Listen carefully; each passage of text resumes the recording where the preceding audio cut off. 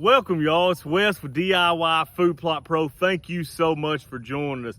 Today's episode, we're gonna talk about monocrops or mixes. Mixes have gained a ton of popularity here lately with Grant Woods' release. Every company's got some form of a release type system. I wanted to make a video discussing this on today's episode. DIY Food Plot Pro is sponsored by Aircrow LLC, the Plot Protector Pro.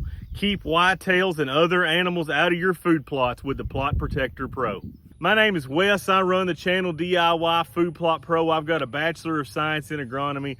I farm for a living, and I've got an 1,800-acre whitetail deer hunting outfitter in Western Kentucky where we cannot bait. So we rely heavily on these food plots to hunt and harvest the whitetails that we're blessed to hunt here in Western Kentucky. What are the differences between a monocrop and a mix? A monocrop is basically one crop, like this field of soybeans that we're standing in right now. You can see the crop screen behind me that I got just a little bit wide, sprayed a little Roundup on it, but overall looks pretty good. Monocrops are the traditional crops. So you're talking corn, soybeans, sunflowers, basically anything can be a monocrop, whether it's a clover or alfalfa, brassicas, cereal grains, they can all be monocrops. It's basically one crop is growing in that field. I don't like the idea of a monocrop. I don't typically do monocrops, but there's a catch to that. A great big catch that a lot of folks aren't doing. I grow the monocrop in the spring and then I mix with it in the fall. For food plotting to set up the way it sets up, we can raise a tremendous amount of food on 1 acre of land. So let's say that we start out, we're gonna grow an acre of corn, right? So we're gonna shoot for 150 bushel of corn, roughly 56 pounds per bushel. So you can do the math on that, how much grain that's leaving out there for those whitetails. So let's say we have a successful corn plot, right? Are we just gonna wanna hunt over corn? And a lot of folks do, and there's certainly nothing wrong with that. There's been many a deer killed in a cornfield. Whether that's harvested or unharvested, doesn't really make any difference. But to add to that, I can go in the fall and I can add my cereal grains, which is gonna be like my oats, my cereal rye, my winter wheat, things like that. I can add some annual clovers if I like, some crimson. My favorite one to add to a lot of these plots, I add a lot of crimson in the fall.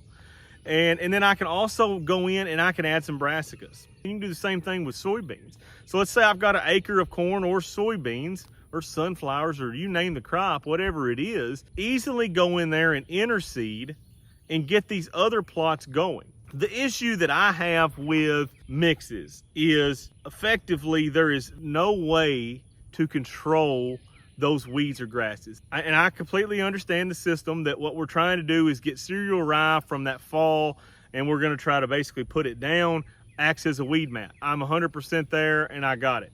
Are those mixes right for everybody? No, I don't think they are.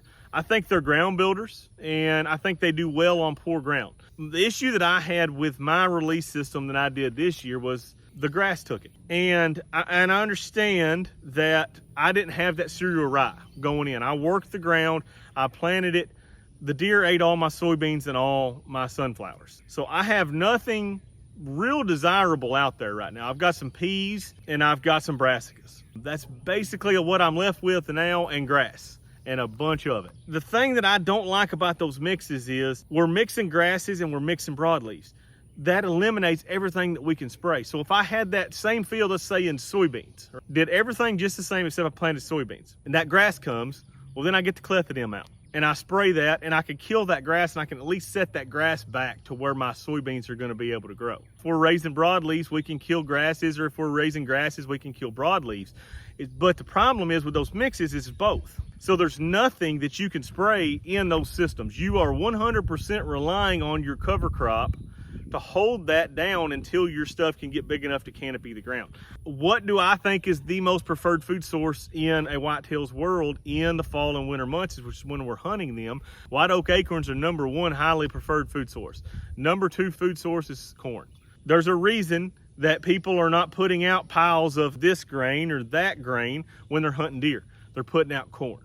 because corn is like candy to a deer. They love it, high in carbs, high in fat. That's the stuff that they're looking for in that fall and winter time. One of the things that I don't like about those mixes is you can't raise corn. You can hear my air crow scarecrow down there. I hope you can hear that. If it blows up, and it's really a neat little trick there that we are trying to keep whitetails off the soybean plot. It's working really, really well.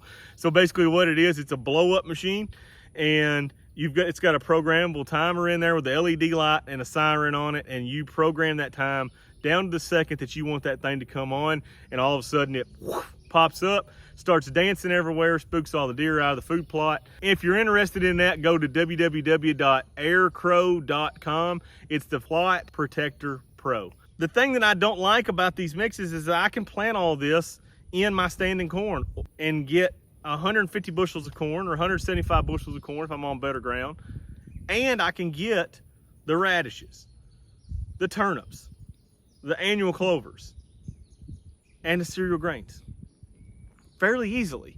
So what I do is there's always going to be a spot in that field that's a little bit shallow, that the deer have ate, the coons have ate, say whatever it is.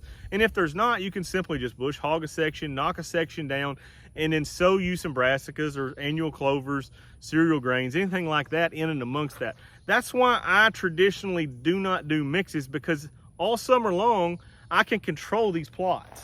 Like these soybeans right here, I've got a little bit of grass in these. I use Roundup Ready soybeans. Come in here with Roundup, smoke it. I keep this plot clean all summer long. I don't have to fight the weeds like I would if I was planting a whole bunch of different mixtures. I don't have to have a no-till drill. That's one of the big things about that system that is difficult for me to get behind. I plant a ton of food plots. No-till drills are super expensive, and especially the ones that I would like to get that are what I consider really high quality. They are very, very expensive, and I really don't think I can justify buying a no-till drill. So that is a huge part of that release system, is having that crimper, having that no-till drill to be able to use that cereal rye as a weed mat. I love mixes. I use mixes all the time. I've used mixes for years. I just don't plant spring mixes. I plant fall mixes. I plant my spring to get my corn, my soybeans, my actual grains that I want the whitetails to eat on this fall. And then I plant all my greens in and amongst it. Easily done. I've done this for years like this. You could easily go down through here with any of the above that I mentioned, the brassicas or the cereal grains or the annual clovers, and simply broadcast this into it before a good rain.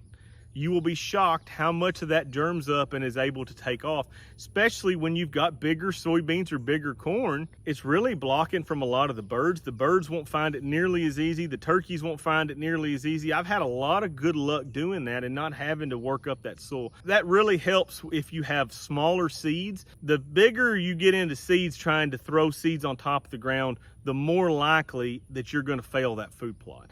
It's just that those small seeds can get sucked down into that soil, and as they're sitting there, it's easier for them. They have a lot less water uptake than, say, like a corn seed. 100% it will work, has worked for me an awful lot of times. I try to time that before a big rain event, and hopefully it's going to be raining, cloudy, moist conditions for 2 or 3 days, and you'll have no trouble doing that whatsoever. You'll get 4 or 5 crops out there into my one crop. Just like on this plot of land that we're on right now, I'm gonna have brassicas, I've got soybeans, I've got alfalfa and sunflowers, all on one farm. I love a variety of plots. I just don't really like mixing them all together. I would rather have it like I have, where my sunflowers are here, my alfalfa's here, my soybeans are here, my brassicas are here. So I've kind of just got to get that mixed up a little bit.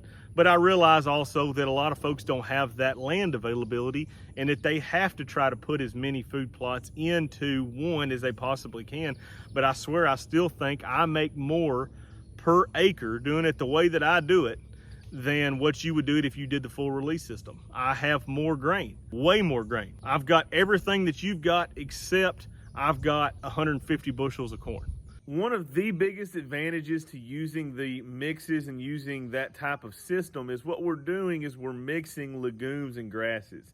So by doing that, we are taking our clovers, our sun hemps, our soybeans, any type of legume that is in that mix. we're putting that in there, and it is providing ample amounts of nitrogen for our other food sources that are growing in there that are not capable of making their own nitrogen.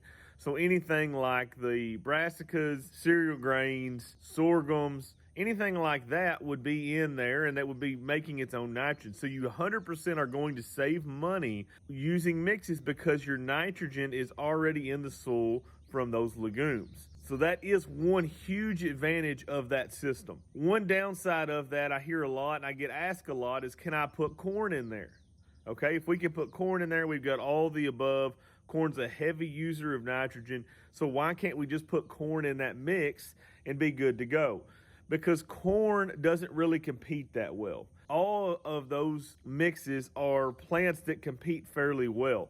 Corn is not one of them. Corn likes its own space, and it likes plenty of sunlight, plenty of room, plenty of nutrients. So corn is 100% not in that system, and that is for a very good reason, because corn is going to flop if you put it in to a mix like that, and it's not going to do well at all like that. Hope you guys found this video helpful. If you have, please smash that like and subscribe button.